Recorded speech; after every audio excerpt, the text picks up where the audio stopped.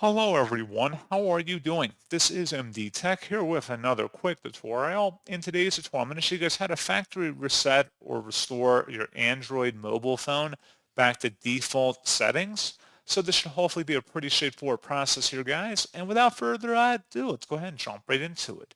So all you have to do is swipe up on your home screen and select the settings button.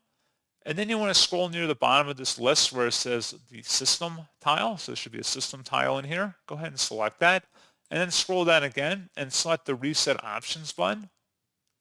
Select erase all data, factory reset. So this will erase all data from your phone's internal storage, including your Google account, system and app data and settings, downloaded apps, music, photos, and other user data. Select erase all data. All of your personal information and downloaded apps will be deleted. You cannot undo this action. You would select erase all data to confirm, and that's all you'd have to do.